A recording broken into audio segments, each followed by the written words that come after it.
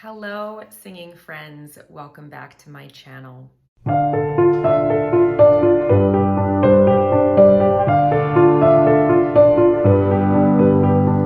This week I'm going to be doing a reaction video that was requested by my viewer Loris Hassani, and I'm going to be reacting to the Ofra Haza song Latet.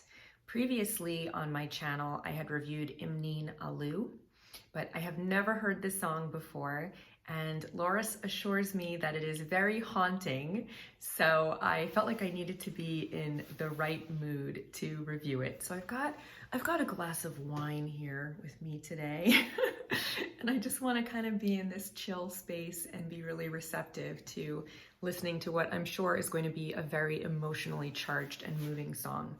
And before we jump into that, I just want to say that I hope that everybody out there is staying safe and well. I know this is a very anxiety-provoking time, and certainly I have had my ups and downs. Some days I am totally fine and I feel very optimistic about everything, and some days I feel pretty depressed that things aren't opening up quicker, and it's like, when is this virus ever going to go away? So I just wanted to let you know that I'm thinking of every one of you, and I'm sending you all digital hugs, and I really hope that you are staying safe and well. Also, if any of you would like me to react to a specific artist or song or video, I do offer a service now where you can jump to the front of the line, since I do get a lot of requests. So the details on that are in the description box below. Ofra Haza, I've talked about her before, but she's just a really interesting artist. She was a unique amalgam of cultures. Her family was from Yemen and they emigrated to Israel, and she grew up very, very poor. She was one of 9 children, and she was discovered at the age of 12 when she was performing in a theater troupe by her manager. She went on to come in 2nd place in the Eurovision Song Contest with her song Chai, and she had many, many, many hit albums. She's commonly referred to as the Madonna of the Middle East because she was so incredibly famous. And because she was that really interesting mix of cultures, she managed to combine a lot of elements of Eastern and Western music and really popularize certain elements of Eastern music more widely. She also was somebody who was remarkably scandal-free for a celebrity. She didn't have a lot of relationships before she met and married an Israeli businessman who actually was a recovered drug addict who turns out wasn't so recovered and ended up relapsing and giving her HIV. And she died of AIDS. She largely suffered in silence because it was at a time when it was still very stigmatized to come forward with that disease. So it's a very tragic tale of somebody who was extremely talented and who made a big mark on the world, but probably would have done so much more had her life and her career not been tragically cut short. Before we listen to this song, I'd like to just go through the lyrics since it is in Hebrew, so let's find out what the translation is in English. So the song is called Latet, which means to give, and the words are to give your soul and your heart, to give when you love, and how does one find the difference between taking and receiving? You will yet learn to give, to discover hidden secrets, to disentangle the knot when your heart is crushed inside you from every smile, from every look. You are careful, you know, and no one but you hears, walks among the subtleties, and fills empty hours. To give your soul and your heart, to give when you love, you will yet learn to give. You learn with the years to build buildings together, to live with all the changes, to weave a life story with her, and to go through the hard times with troubles and emotions, to always know to let go and to preserve the taste. To give, to see amidst the downfall that there is room for forgiveness. It's always possible to start again, like a new day, like as usual, to give. So very, very poetic. And obviously there's always room for interpretation with lyrics, especially when they're poetic like this. For me, what this means is that, you know, when you commit to loving someone, the road isn't always easy, and there's going to be good times and bad times and ups and downs and in sickness and in health and all of that. And you have to learn to evolve with the person and fall in love with them again and again over time. So that's what I got out of reading it. one time through, but obviously you may have a very different interpretation than I do. But this style of lyrical writing is probably my favorite in that it's specific enough that the emotions are very universal and I think everyone can relate to them, but it's also vague enough that you could probably read your own take into them and apply them to a lot of situations. But to have something that sounds beautiful and poetic, but that also is able to successfully walk that line is a very difficult task from a songwriting perspective. Let's jump in and listen to Ofra Haza and her beautiful mezzo-soprano voice singing Latet.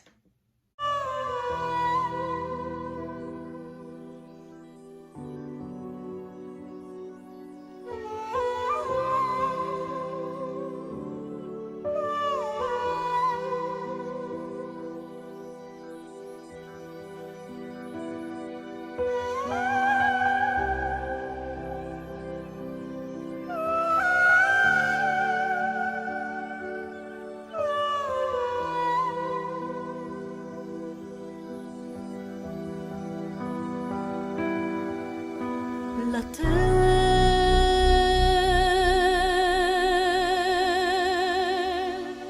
את הנשמה ואת הלב,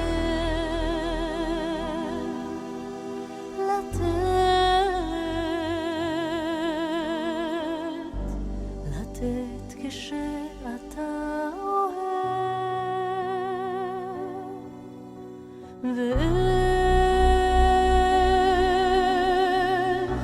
מוצאים את ההבדל שבין לקחת ולקבל, או תלמד לתת,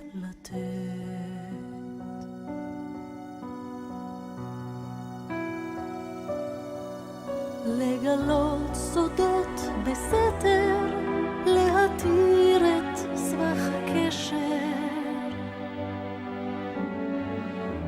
כשהלב בך נצבט, מכל חיוך, מכל מבט, אתה נזהר, אתה יודע, וחוץ ממך איש לא שומע, פוסע בין הדקויות ולמלא שעות פנויות, לתת את הנשמה ואת הלב, לתת כשאתה אוהב, או תלמד לתת,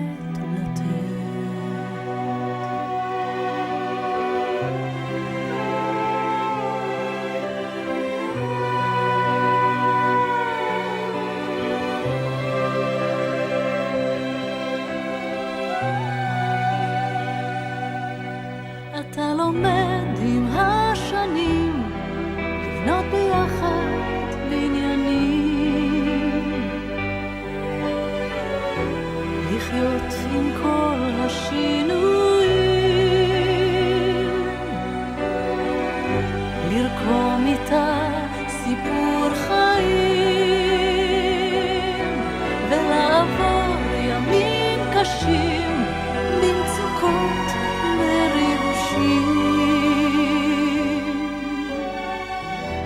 תמיד לדעת לוותר, ואת הטעם לשמר, לתת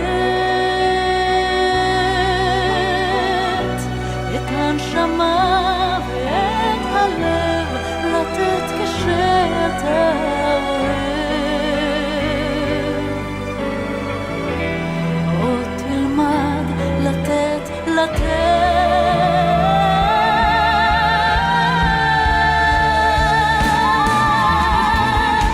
לראות בתוך הנפילה שיש מקום למחילה,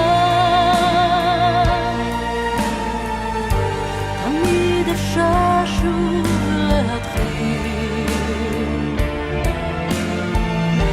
כמו יום חדש, כמו כרגיל.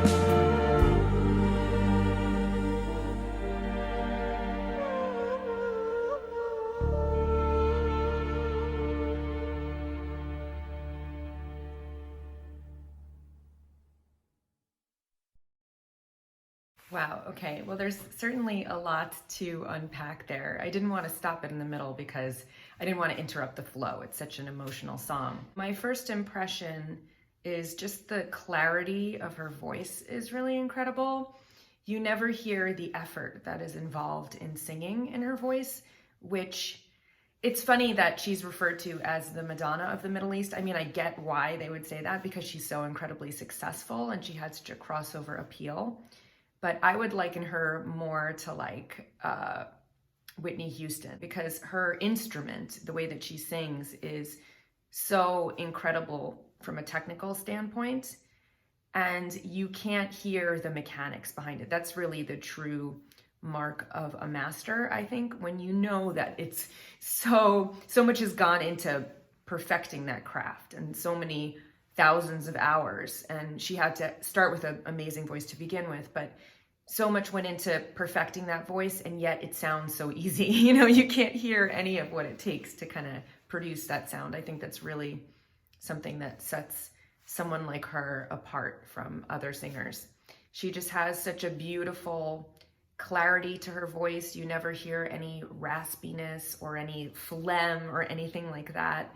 And she's able to transition throughout her entire range. She's able to sing really quietly and really powerfully, and yet both sound equally as easy. I thought the development of the song was really nice, how it starts off with, I think it's like a flute or something in the beginning, but it has a very vocal quality to it. It almost sounds like a singer, like a human voice crying or something.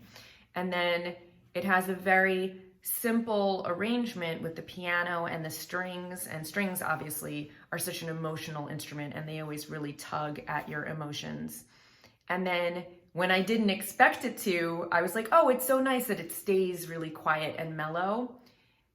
About 2/3 through the song, it kicks into being much more of a power ballad where suddenly she's belting and there's drums. And it's funny because a song that's, you know, considerably already a classic, it's not a modern pop song, I always worry that it's gonna be cheesy sounding, and something that can kind of withstand the test of time 30 years later, you know, is a really good song and a really high quality production. And sure, the production could be more modern sounding, but I think it holds up.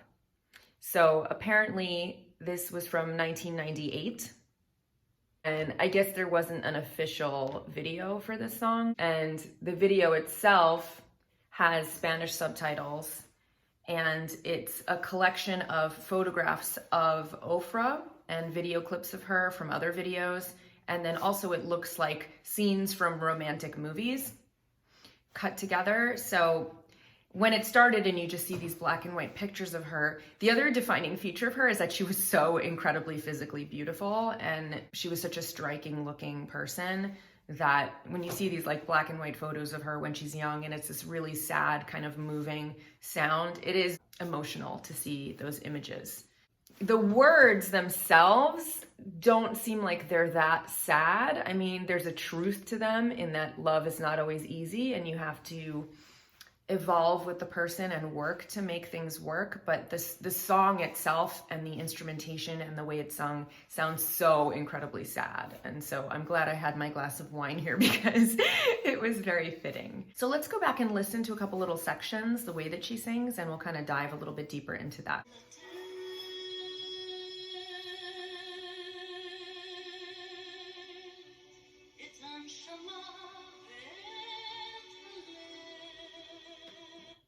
Okay, so just even that opening, the first word, Latet.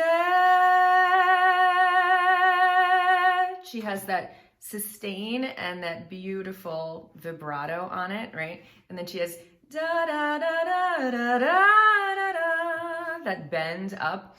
So already you can tell that she's such an amazing singer just from like the first 2 seconds of the song. It's really beautiful.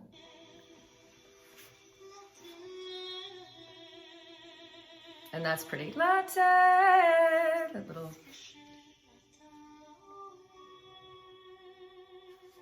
And I love how gentle she sings, and yet her voice is crystal clear.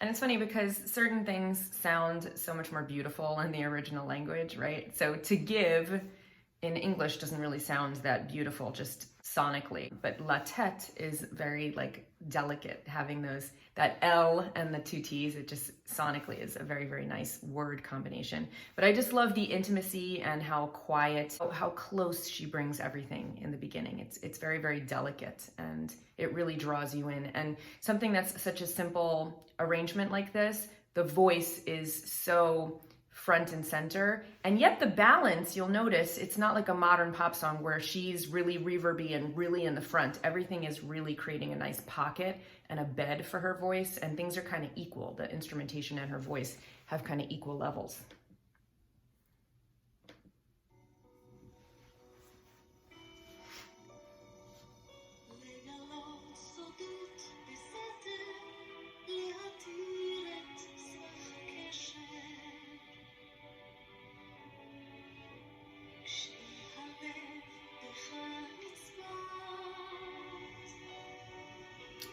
Very delicate and a lot of space between the phrases.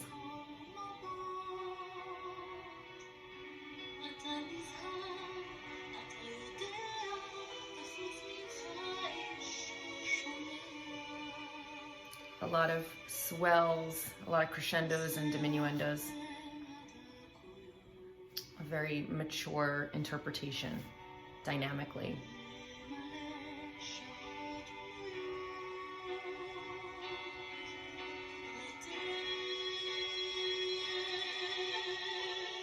That great vibrato again.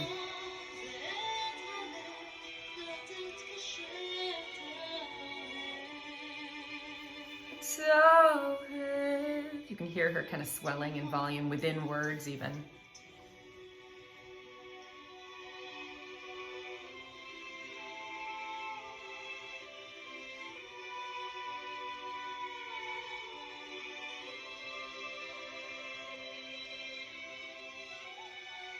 A very human voice instrument.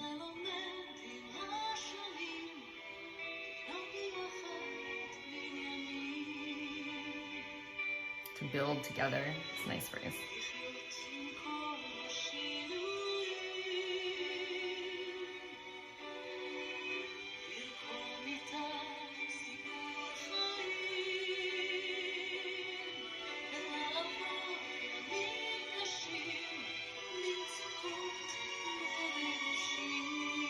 You can hear how the strings are almost louder than her voice there.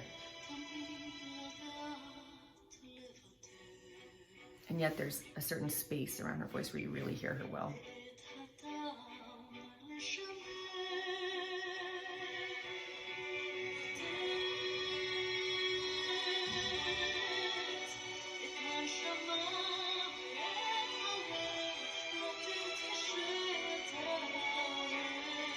I love that.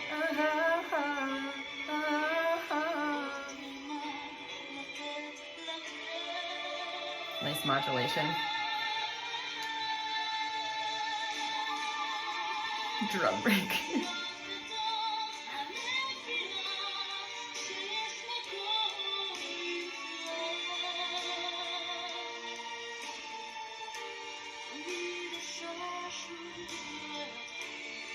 That's what I'm talking about. She's belting and she's using a lot of intensity. but you don't hear the effort. It still sounds very easy.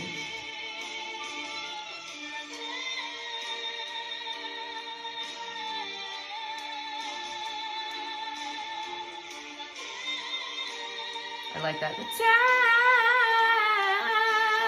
Very nice.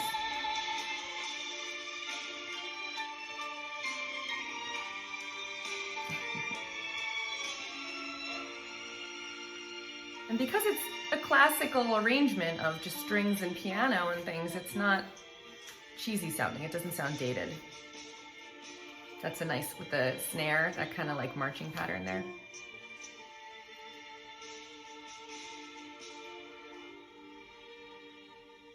Nice background vocals supporting her vocal.